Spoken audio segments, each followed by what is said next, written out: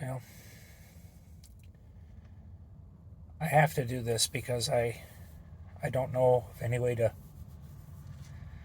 deal with what I'm feeling. So I'm just gonna talk, and I'm probably gonna do this for every couple of days until the pain goes away, or at least I can manage it. I lost my little girl, Willa Rose, Monday night, 11:50. She passed away.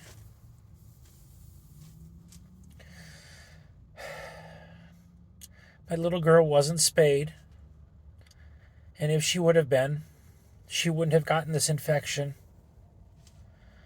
that took her life. I didn't know that what she died from was even a thing. I didn't know that was possible. I promised my little girl that I would take care of her and I would give her the best life.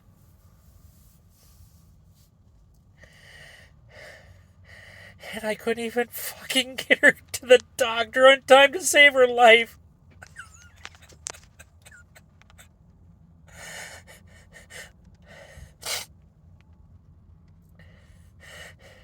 I could have took her weeks in advance and got her in. They might have been able to save her.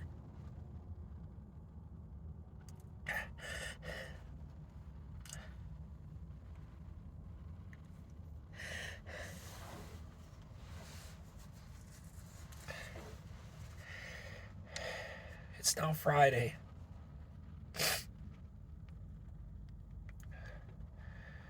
4 days later. I still have pain. I don't sleep, at least productive sleep. Maybe an hour here, an hour there. Last night I fell asleep trying to watch the Packer game. And for some reason I woke up 2 hours later and I couldn't get back to sleep. My body finally shut off at about 2 in the morning. And then the wife got up and I heard the door close, slam, whatever, about 4. And I haven't been able to get back to sleep.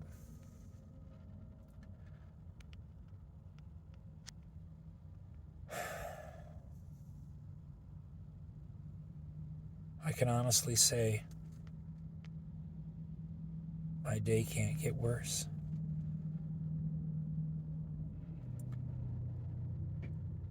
Today we're going to take Willa to Osseo and we're going to have her cremated.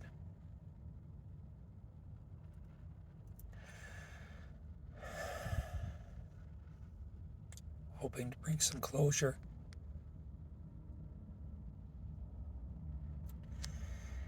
But I don't know how to deal with this pain. I lost my mother when I was very young. I never dealt with that grief until years later. And even then, not really. My grandmother passed away. Didn't bother me a bit.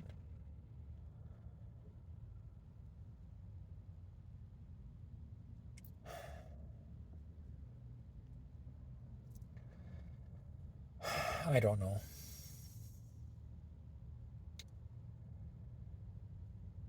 So,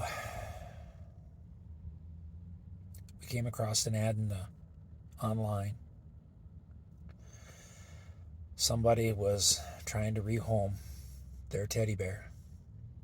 He was a 2-year-old teddy bear, kind of gray and white, kind of googly eyed. Rebecca calls him kind of like a crack dog, and it's kind of her definition of what the dog looks like. He does look a little goofy, but we got there talking with the people. I really didn't feel comfortable leaving without him. Not because I absolutely needed him. I do. But I think reading between the lines, there was something there or something that wasn't being said. So we brought Rocky home with us. Rocky has made a friendship with Simba Cat. So Simba has a friend. But I think he's bonding with Tyler. And I really need that companionship right now.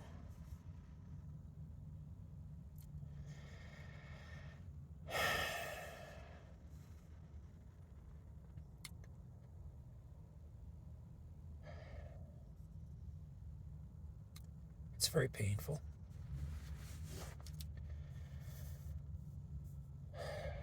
Most of you know that we were homeless for a while. The reason why we were homeless was because we couldn't find a place that would take the dogs. At that time, we just had Willa and Luna. And they're very good dogs. Really, really good dogs. We've, no excessive barking or anything. The only time they bark is when we come home and they're happy to see us. And when we're preparing food. Willa has this bark where she has to beg for food, and she's like telling us that, no, you're cutting that piece of meat wrong. No, I want my piece of pepper cut differently. You have to make it cut the long way. I don't want a little piece. I want a big piece.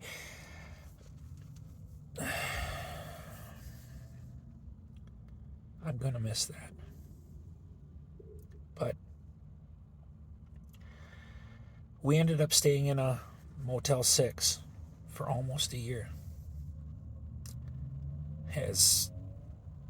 I believe it was like a couple weeks shy of a year we were there. I'm not exactly sure. I don't remember. I'm actually really trying to forget that part of my life. But it was so funny because we were there for that period of time, and the staff at the hotel enjoyed the girls. And because we were down on a far wing of the hotel, when the weather was bad or when it was snowing outside and we couldn't get outside to play, we would go on the far end of the hallway and throw a ball back and forth down the hallway, and they would run back and forth, and they would have such a good time. Or we'd go in the laundry room and we'd play. We've never had the staff say, oh, your pets are noisy and obnoxious and you need to quiet them down. We never had that problem. Then we found this place in Augusta, and we had to move twice. The place we first moved into sold right away, and so we had to move to another place.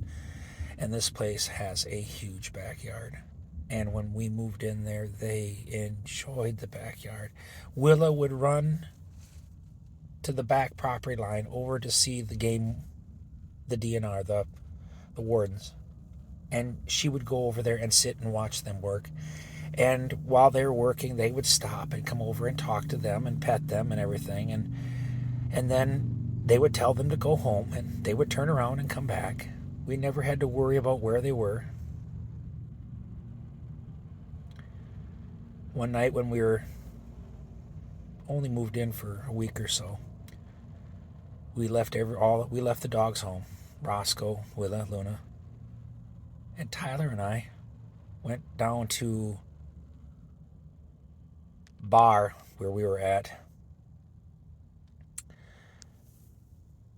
and we got ourselves a pizza, and we brought it home. When we got home, we had discovered that the front door was open. Don't know if we didn't close it tight or if maybe a previous tenant came there and was trying to let themselves in. We don't know. But Roscoe was gone, but the girls were sitting right there in the front yard waiting for us to come home. We pulled up in the driveway and they came running to us like they hadn't seen us in years. We did find Roscoe. He was across the valley from us, and he was over at the butcher shop getting his fill of gristle and guts and whatever, and getting sprayed by a skunk. So I'm going to cut this here. I'm going to go take care of my stuff here. I'm at work. I'm sitting up on the hill in the work truck trying to gather my thoughts. I've broke down a half a dozen times since I got to work today. I just can't keep it together. We have a thunderstorm that's coming in, and I'm having a hard time dealing with that because whenever Willa knew a thunderstorm was coming in, she needed to be held because she absolutely hated thunder and lightning, and it was hard for her.